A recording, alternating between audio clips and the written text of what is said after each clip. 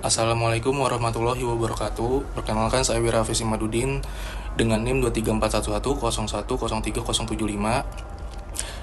Di sini saya akan membahas materi tentang konflik, lobby, dan negosiasi. Oke, langsung saja ke pembahasannya. Konflik merupakan fenomena yang dapat dipisahkan dari kehidupan organisasi, termasuk dalam lembaga dakwah dan institusi keagamaan. Dalam setiap aktivitas organisasi, perbedaan kepentingan, tujuan, persepsi, serta keterbatasan sumber daya seringkali memunculkan konflik antar individu maupun antar kelompok. Konflik tidak selalu berdampak negatif, karena apabila dikelola dengan baik justru dapat menjadi sarana untuk meningkatkan kualitas komunikasi, memperkuat hubungan kerja, dan menghasilkan keputusan yang lebih efektif dalam organisasi. Dalam konteks komunikasi organisasi, lobby dan negosiasi menjadi instrumen penting dalam mengelola konflik. Lobby merupakan proses komunikasi persuasif yang bertujuan untuk mempengaruhi pihak lain agar menerima suatu gagasan atau kepentingan tertentu. Sedangkan negosiasi adalah proses tawar-menawar untuk mencapai kesepakatan yang saling menguntungkan. Kedua teknik ini sangat diperlukan dalam penyelesaian konflik karena mampu menciptakan solusi yang adil, menjadi hubungan kerja, serta menghindari pertentangan yang berkepanjangan. Dalam perspektif manajemen dakwah, konflik dalam lobby dan negosiasi sering terjadi dalam pengambilan keputusan organisasi, seperti pertentuan program dakwah, pengelolaan keuangan masjid, pembagian tugas pengurus, serta kerja sama dengan pihak eksternal. Perbedaan pandangan dalam menentukan strategi dakwah atau kebijakan organisasi dapat memunculkan konflik apabila tidak dikelola secara profesional. Oleh karena itu, kemampuan lobby dan negosiasi menjadi kompetensi penting bagi pengelola dakwah agar dapat menjaga keharmonisan organisasi dalam mencapai tujuan dakwah secara efektif.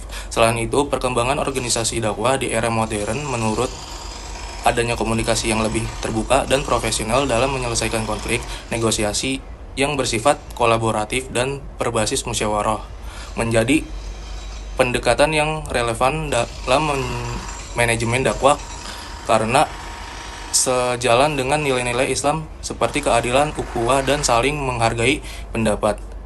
Dengan pendekatan tersebut, konflik tidak lagi dipandang sebagai ancaman, tetapi sebagai peluang untuk memperbaiki sistem organisasi yang meningkatkan kualitas pelayanan dakwah kepada masyarakat.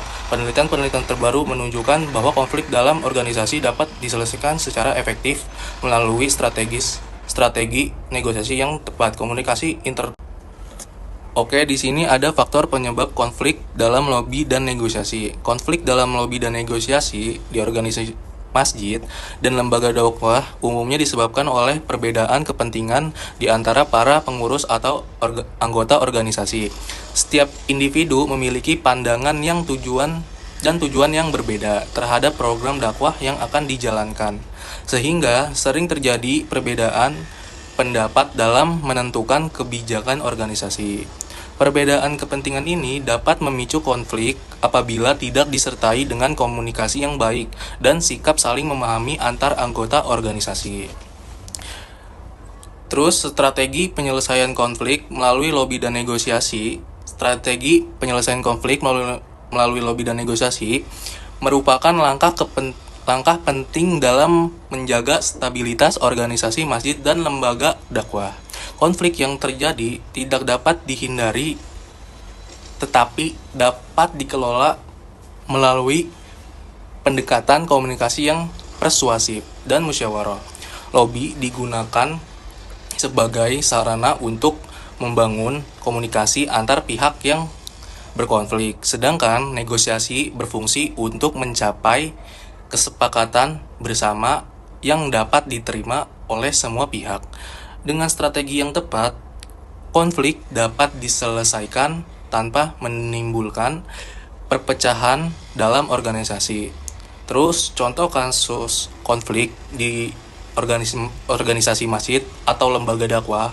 Konflik dalam organisasi masjid sering terjadi dalam proses pengambilan keputusan terkait program dakwah dan pengelola kegiatan keagamaan. Salah satu contoh kasus yang sering ditemukan dalam perbedaan pendapat antara pengurus masjid mengenai penggunaan dana untuk kegiatan dakwah.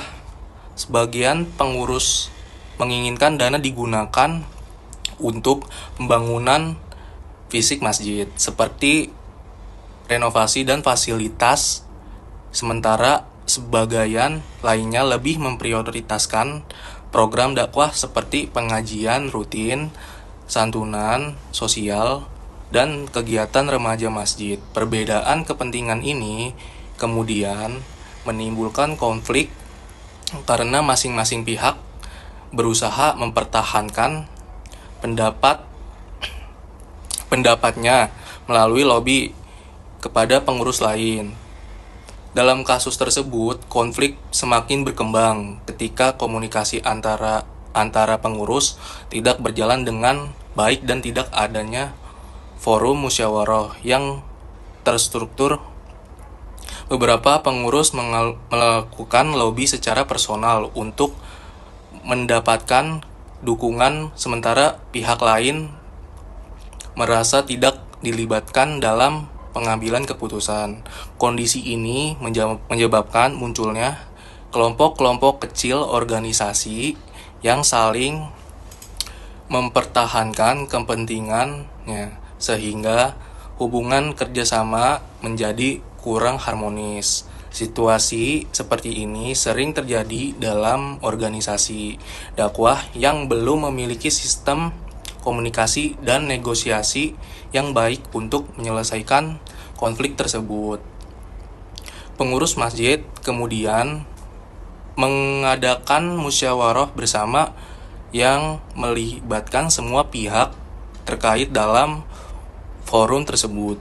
Dilakukan negosiasi untuk mencari solusi yang terbaik, yaitu dengan membagi anggaran secara proporsional antara pembangunan fisik masjid dan program dakwah.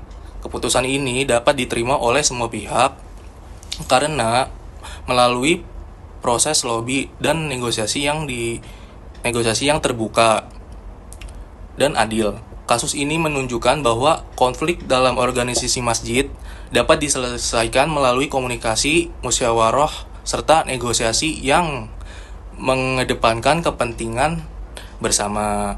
Oke, itu saja yang dapat saya sampaikan. Kurang lebihnya mohon maaf. Terima kasih. Assalamualaikum warahmatullahi wabarakatuh.